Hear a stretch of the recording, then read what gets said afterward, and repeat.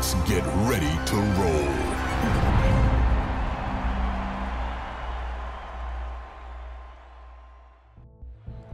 A dramatic race last time out in Sakura Garden saw one marble be carted off, another one climb from third place up to first to win for the second time this season. That was Red Eye, the latter of those two. And hey, turn up the music because we are here in the home of the Limers. Man, this is pumping. A new track, Limelight Harbour. And we are glad that you are with us for it. A 14-turn track. How will it race? We really have no idea. Newly designed is this one, and the Limers are happy to have everybody here to witness it. Look at the party yachts, the strobe lights. This is a proper festival out here. Crazy Cat's Eyes lead the championship by a decent margin over the Green Ducks. Those are the team standings. Here are the individual marbles who will be racing today. Some teams have been operating on that back and forth, switching week to week. Some have doubled up. Lemon Lime gets us started here. The opening lap of this track. And what a wonderful flow that section has. Before we begin the sharper downward descent, fast turns, a straightaway with that little kink before the line, and a 22.07. That will be the mark to beat. Shock has been slowly improving over the course of this season. That marble's teammate Bolt has lost more spots combined than any other marble on the season. Resets fastest time 21.63. A reminder of the colors here. Yellow for the sector means that you are slower than the leader. Green means you are faster in that particular sector than the leader, and purple means you are fastest of any marble overall. And in that case, Quasar, the slowest marble of the three who have gone. Westby comes up now. Our pole sitter from back at the Mo Motorway has had a week's break, while Wispy raced from 19th to 15th 1 week ago. Purple through the first two. Couldn't go across the board purple, but does enough to go up to P1. Rima for Team Primary. Had a best qualifying of 4th back at the O Raceway. Turned that into a podium and showed that that marble can race well at the front. And that marble qualify at the front, goes to 3rd out of 5 so far. Yellop, 2 bottom of the order finishes, 15th. And then qualified in 20th, but raced up to 12th at least. Has had 2 weeks off and is trying to look refreshed across the line. 4th, that's not the slowest. We'll have to see how well it holds up. Also, as a reminder of the qualifying format, every marble runs a single lap here in Q1. At the end of everybody, the bottom 10 are relegated, and they will go no further. Their grid slots are stuck 11th through 20th. The top 10 enter a 3-lap pole shootout where they race together. And the winner of that shootout will stand atop the podium, and the other positions are set. Here comes Mimo for Team Momo. Our second place finisher back at the O Raceway will qualify 8th for now. Swifty for the Savage Speeders. A marble that has finished 20th and 19th. That first one included a DNF. Desperately needs to turn things around, and the times are looking pretty good here. Swifty through that final turn, lost a bit in the 3rd sector, but goes up into provisional 2nd row. Ruzzy for the Raspberry Racers.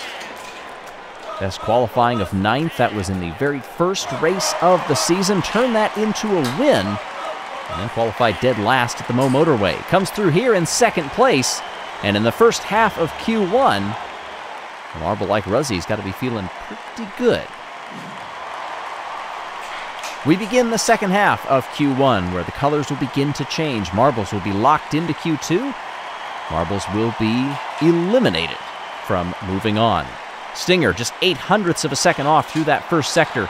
Marbles that like high-speed turns, you're going to like this track. Keeping it off of the curbs, not riding them too much, and that was a Smooth middle sector for Stinger, who goes up into 5th. Mimo is eliminated. A lot of eyes on Lemon Lime down there in 9th. Safe for now, but perilously close to the bubble. Clementon, qualifying 8th and 10th in the 2 outings, goes P1 by 0.03 of a second here and guarantees advancement into Q2. Quasar is out. Lemon Lime now sits in 10th. Anarchy for Balls of Chaos. Swinging through that first sector nicely, got a little out of sorts in the middle. Trying to claw back time here, goes up into 3rd and into safety. That was a great recovery. Here is Nerid for the Oceanics, winner at the Mo Motorway. Lost a 10th in each of the first 2 sectors. Comes across the line, lost a lot more, and goes to 10th. Yellup is out, and when Orangen went up to P1, that did knock out the Limers. On their home race, they will not make it to Q2. Cerulean came out with some speed and closed with some speed. 5th place. And that is safe, only just. Misty qualified once in the top 5. The other time was in 11th place and goes purple through the middle sector. Green in the first as well, putting together a good lap, and Misty is rewarded for it. Just under 2/10 in the clear, Misty is safe to go into Q2 and moves to the top of the timing sheets. Snowstorm, our pole sitter in the opening race of the season. Took 2 weeks off, went 8th after that, goes 6th here, and will move on. Rima, Ecto, and Nerid are also out now. They will not move on. Here's Pinky Toe. Another 2-week breaker. Pinky Toe, over a second off the pace, goes straight to 17th. Ouch.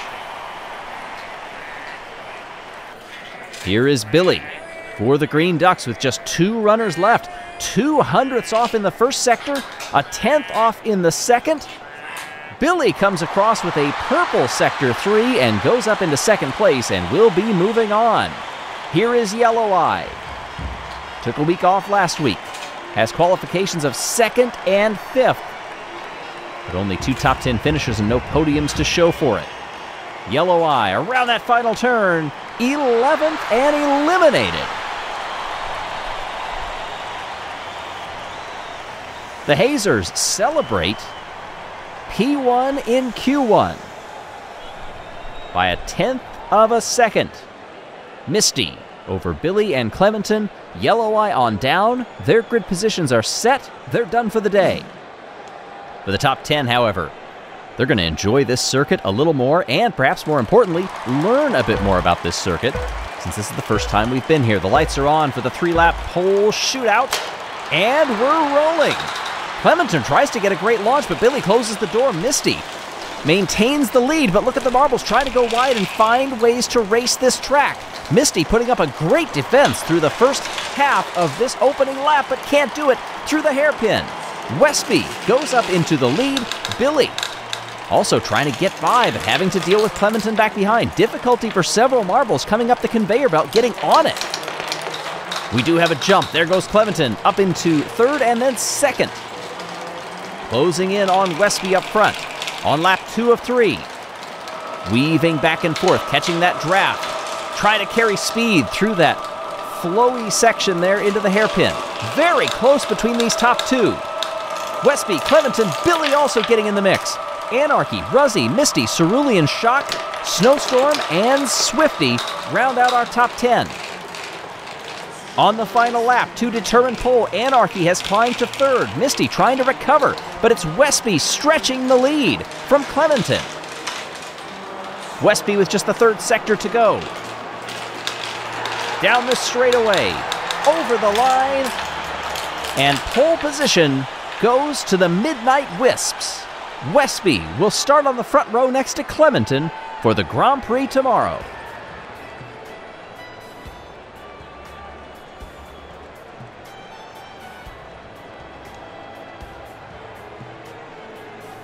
This track has shown that it is going to be interesting tomorrow. So many places to pass, and so many ways that marbles can carry too much speed and get themselves into trouble.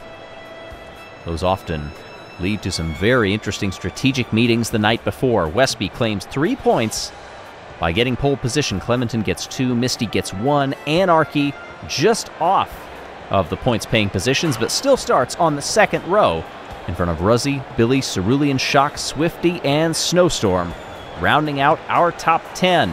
The DJ is going to keep this one bouncing until late in the night. Going to be tempting for these marbles not to party on the harbor and instead get some rest for what should be a crucial Grand Prix tomorrow.